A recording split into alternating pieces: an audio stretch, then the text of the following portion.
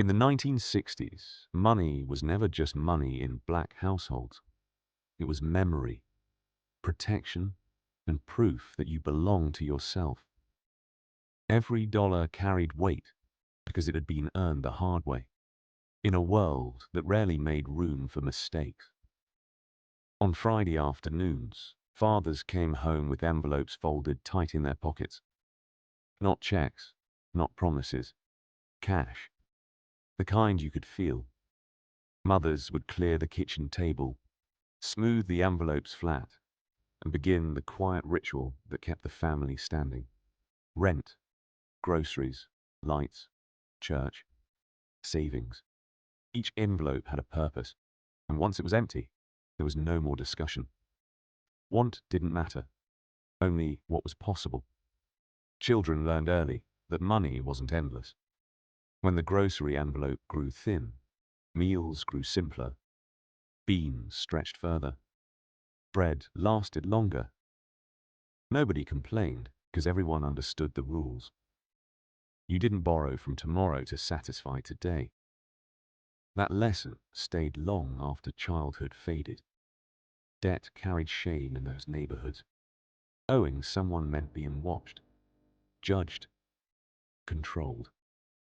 Grandmothers said freedom meant sleeping at night without worrying who you owed. Churches echoed the same truth from the pulpit. Living beyond your means wasn't ambition, it was danger. When families wanted something big, they waited. Layaway slips sat tucked inside purses for months. Winter coats were paid for in summer. Christmas gifts were claimed piece by piece, week by week, until December arrived without panic. There was pride in patience, pride in earning the right to carry something home. Nothing was wasted. Broken radios were repaired, shoes were resoled, dresses were mended and passed down. What one child outgrew became another's blessing. Every item told a story before it ever left the house. Possessions mattered because effort lived inside them. Women gathered in quiet rooms, pooling money in rotating savings clubs built on trust alone. No contracts, no banks, just names, faces, and the understanding that nobody could afford betrayal. When your turn came, you held more than cash in your hands. You held the faith of your community. Gardens filled backyards, greens, tomatoes, okra. Chickens scratched the dirt behind fences. Feeding yourself meant independence.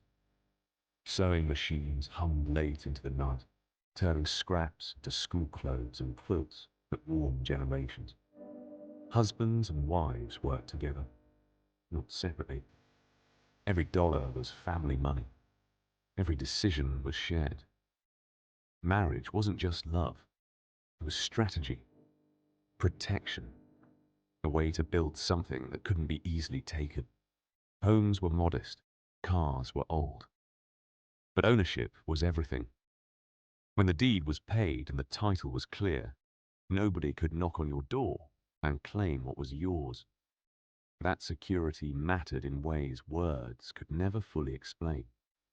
They lived below their means on purpose, not because they had to, but because they knew what it felt like to lose everything.